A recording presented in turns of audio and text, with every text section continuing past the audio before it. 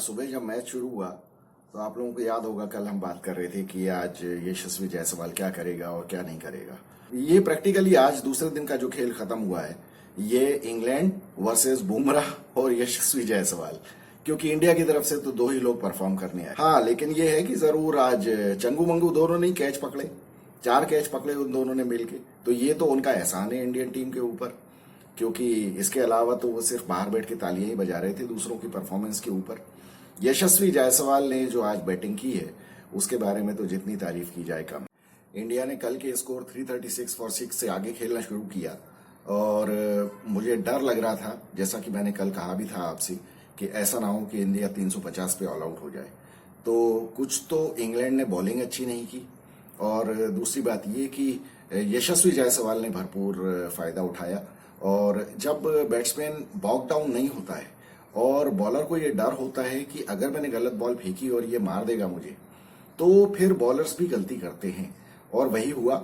यशस्वी जायसवाल ने अपना 179 के स्कोर से आगे बढ़ा के 209 तक लेके गया वो, तो अच्छे खासे उसने 30 रन और बनाए और जिसकी वजह से इंडिया ने टोटल आज 60 रन और बनाए। तो कुलदीप यादव ने भरसक कोशिश की उसका साथ देने की।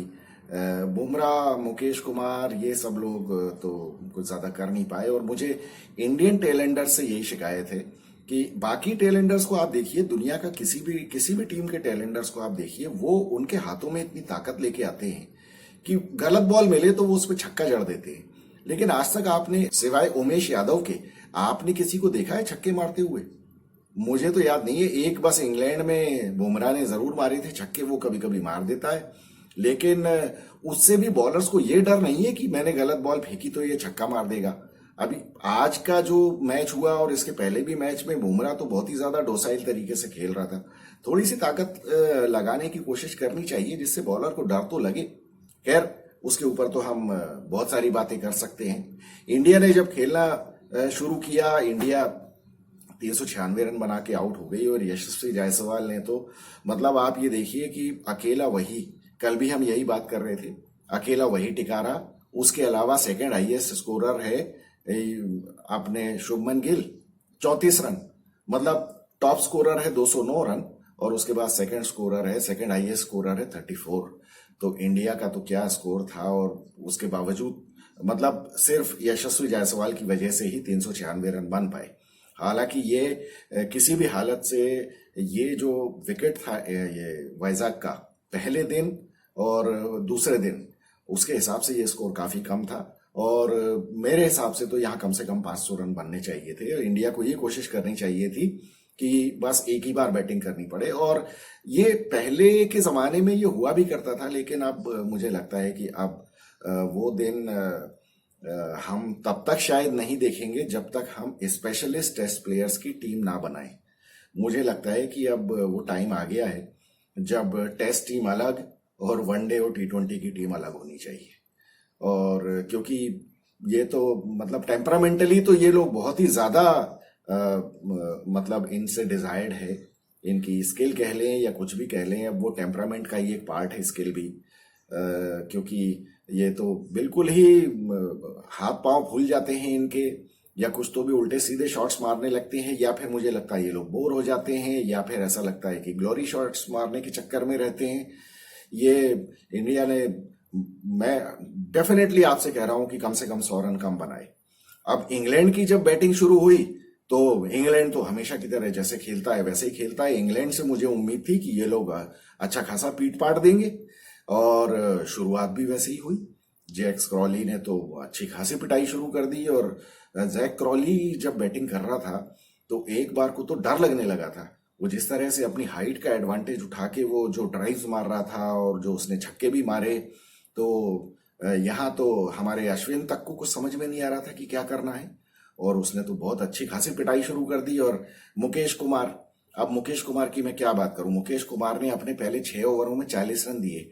अब बताइए, इससे तो हम पिछले मैच में सिराज को गाली दे रहे थे, अब आज के मैच में ये मुकेश ने क्या किया? तो क्या सारा ठेका बुमराह ने ले रखा है? और इसी वजह से बुमराह जैसे बॉलर्स के ऊपर एक्स्ट्रा प्रेशर आता है और वो फिर इसीलिए अनफिट हो जाते हैं। क्योंकि एक बॉलर इतनी गर्मी धूप में कितनी बॉलिंग करेगा। आज बुमराह ने 16 ओवर किए हैं, लेकिन क्या बॉलिंग की है उसने। मतलब इंग्लैंड का जब अक्षर पटेल की बॉल पे जैक क्रॉली जब वो इम्पेशेंट होके उसने शॉट मारा और वो आउट हो गया, तो उसके बाद ओली पोप की तो हालत ही खराब कर दी बुमराह ने। उसको तो समझ में ही नहीं आ रहा था। पहले तो स्पिनर्स उसको समझ में नहीं आ रहे थे। कुलदीप यादव की प्रेजेंस से काफी फर्क पड़ा, क्योंकि ओली पोप उसको बिल्कुल भी पढ़ नहीं पा रहा था। तो इस वजह से उसने कोई ना तो रिवर्स स्वीप मारा ना स्वीप मारा, कुछ भी नहीं समझ में आ रहा था उसे हाथ से बॉल कहां जा रही है, कैसी घूमेगी। तो उसके बाद जब दूसरे एंड से बुमराह आया तो बुमराह ने तो उसको बिल्कुल पागल ही कर दिया। और एक चीज और है, आज अगर आप लोगों ने ऑब्जर्व किया हो कि मैं हमेशा ये बात कहता हूं कि टेस्ट मैचेस में ये लोग यॉर्कर बॉल क्यों नहीं करते हैं। आज ओली पोप को जिस बॉल पे बोल्ड किया है बुमराह ने, वो मेरे ख्याल से टेस्ट मैचेस में तो मुझे याद नहीं मैंने लास्ट टाइम कब देखी थी एक यॉर्कर। और उसके बाद क्या हुआ कि आगे के जो भी बैट्समैन आ रहे थे, जैसे जो रूट को जो आउट किया है बुमराह ने, तो वो उसको हमेशा पिछले खैर टेस्ट मैच में भी जो रूट एलबीडब्ल्यू हुआ था बुमराह की बॉल पे, लेकिन ये जो ओली पोप को जो उसने यॉर्कर डाल के आउट किया है, उसकी वजह से बाकी सारे बैट्समैन को ये लग रहा था कि ये कभी भी यॉर्कर फेंक सकता है, और यॉर्कर फेंकी तो पैड पे बॉल लगेगी।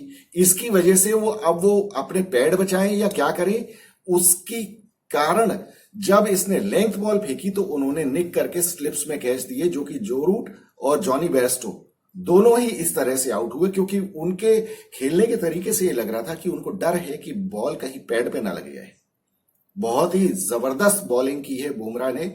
बुमराह को की तो जितनी तारीफ की जाए कम है। ऐसे विकेट के ऊपर रिवर्स स्विंग का जो उसने कमाल दिखाया है, मैंने तो बहुत दिनों बाद ऐसी बॉलिंग देखी है। एक बार मुझे याद है 2014-15 में, 13-14 में शायद, ये जब शायद वो अपने सचिन तेंदुलकर की लास्ट सीरीज थी, उसमें मोहम्मद शामी ने इस तरह की रिवर्स स्विंग की थी वेस्ट इंडीज के अगेंस्ट। मतलब ये लोग अपने ऐसा लगता है कि बॉल को कह के फेंकते हैं कि अब अंदर आना है अब बाहर जाना है। इस तरह का कंट्रोल इन लोगों के ऊपर है। मोहम्मद शामी भी उसी तरह का है। बदकिस्मती हमारी है कि वो इस टाइम अनफिट है, तो हमको ये सिराज और मुकेश कुमार को झेलना पड़ रहा है। मुकेश कुमार जैसे बॉलर को तो देख के मुझे लगता है कि इससे तो अच्छा है कि हम और आप जैसे ही लोगों को ले लें ये टीम में, तो शायद हम कुछ एक आध ढंग की बॉल फेंक देंगे। मुकेश कुमार तो एक भी बॉल ऐसी नहीं फेंकी जिसमें, मतलब एक टाइम तो ऐसा आ गया था कि वो शोएब बशीर 11वें नंबर का बैट्समैन जब बैटिंग कर रहा था, पूरा पूरा ओवर मुकेश कुमार को मिला इसको बॉलिंग करने के लिए, और वो उसको आउट नहीं कर पाया और चौका अलग खा लिया उससे। तो जब आप ये देख रहे हो कि आपसे बॉल नहीं हो रही है, तो आप कम से कम फिर रन ही रोक लो। ये जेम्स एंडरसन में यही तो बात है। अब वो जेम्स एंडरसन की खैर क्लास की क्या बात करें। अब जेम्स एंडरसन, ग्लेन मैग्रा, ये लोग उस तरह के बॉलर्स हुआ करते थे या हैं कि जो एक ही टप्पे पे लगे रहते हैं, just short of good length, और वहां से बॉल अंदर बाहर करते रहते हैं अपनी मर्जी से। बैट्समैन को समझ में नहीं आता कि मैं करूं तो करूं क्या, आगे जाऊं पीछे जाऊं क्या करूं। इस मामले में बुमराह को भी थोड़ा बहुत कंट्रोल अभी इंप्रूव करने की जरूरत है। हालांकि वो बॉलिंग बहुत अच्छी करता है, लेकिन वो लूज बॉल्स कभी कभी फेंक देता है। ऐसी लूज बॉल्स आप जेम्स एंडरसन से नहीं देखेंगे कभी भी।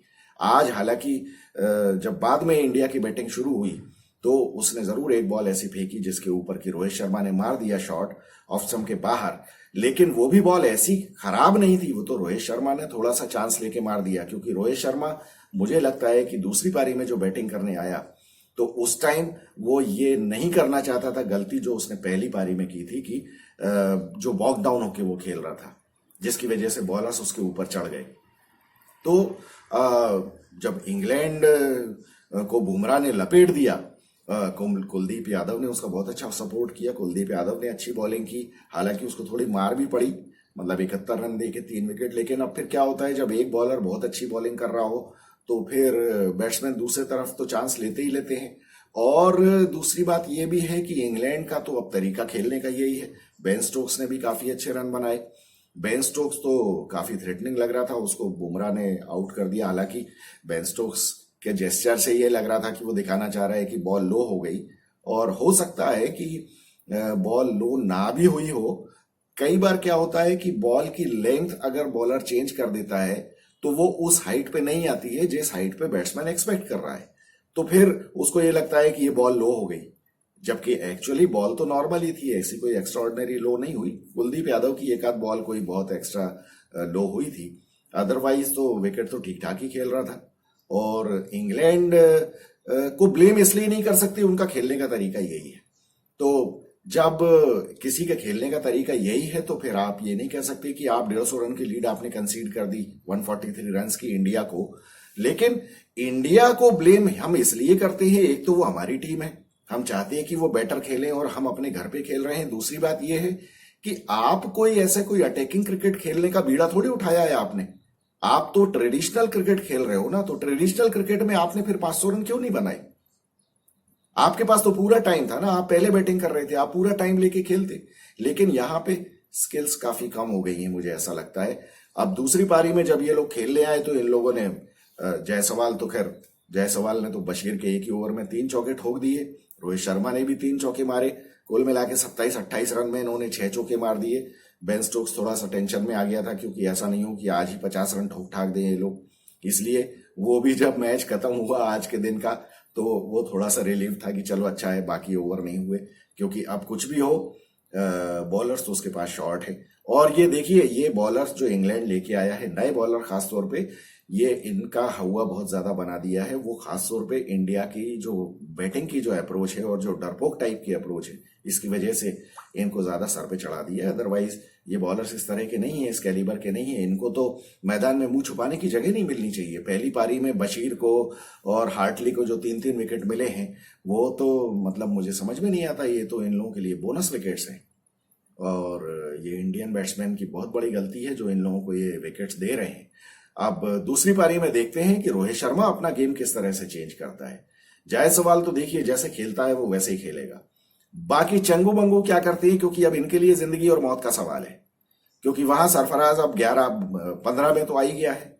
अब यहां पे इन दोनों में से जो भी गड़बड़ करेगा वो सीधे सीधे बाहर होगा और उसकी जगह वो आएगा, सरफराज आएगा। और अगर केएल राहुल फिट हो गया तो ये दूसरा भी जाएगा, फिर जाना ही चाहिए, अनलेस इन दोनों में से कोई एक बहुत अच्छी पारी खेल दे। तो उसी केस में मतलब या तो ये है कि अब सरफराज के आने का चांस तभी है जब अगर केएल राहुल फिट हो जाता है तो केएल राहुल 100% अंदर आएगा, और चंगू मंगू में से अगर जो भी एक अच्छी ढंग की पारी खेलता है 50 के ऊपर की, वही टिकेगा, दूसरा पक्का बाहर है और सरफराज अंदर आएगा ही आएगा, क्योंकि अब इससे ज्यादा वेट करने का सवाल नहीं है। हाँ, बाकी अब है हमें ये नहीं पता है कि तीसरे टेस्ट मैच में विराट कोहली वापस आएगा कि नहीं। विराट कोहली अगर वापस आता है तो फिर शुभमन गिल और श्रेयस अय्यर, इनका पत्ता साफ होना बिल्कुल बिल्कुल तय है और होना भी चाहिए। तो अब देखते हैं, आज इंग्लैंड ने हमको थोड़ा सा खुश होने का मौका दे दिया और जसप्रीत बुमराह ने, क्योंकि जसप्रीत बुमराह ने out of the skin bowling की है। हेड्स ऑफ टू हिम, जिस तरह की बॉलिंग उसने की है, he was the sole warrior from Indian bowling side. तो मुझे ऐसा लगता है कि ये यशस्वी जायसवाल और जसप्रीत बुमराह, इन दोनों को ही कुछ हैदराबाद की जो हार थी वो उससे ज्यादा बुरा लगा। बाकी लोग तो आए थे ग्राउंड पे, बस दे ऑल्सो केम वाली बात हुई है यहाँ पे। और तो मुझे नहीं लगता कि किसी ने कुछ सीरियसली लिया है। सीरियसली लिया होता तो बाहर बैठ के ताली नहीं बजा रहे होते यशस्वी जायसवाल की उस पे। मुझे तो लगता है कि बाहर दिखना ही नहीं चाहिए था, जिस तरह से बैटिंग करके ये दोनों लोग गए हैं। तो खैर, अब देखते हैं दूसरी पारी में ये किस तरह से मौका भुनाते हैं। मैच तो इंटरेस्टिंग है, मैच का अब डिसीजन तो पक्का ही होगा कुछ ना कुछ। देखते हैं इंडिया कैसे बैटिंग करती है। अब कुछ सबक लेके अगर ये लोग बना दें, 450-500 रन की लीड कर दें। इंग्लैंड तो देखिए जब भी बैटिंग करने आएगा वो तो चेस करने जाएगा, वो भले आउट हो जाए वो चेस करने जाएंगे। तो अब इंडिया को देखना है कि कितना स्कोर देना है, कितना टाइम और क्या करना है। तो चलिए मिलेंगे कल के मैच तीसरे दिन के खेल के बाद। I am Vikas Saxena, the bias journalist. Thank you so much.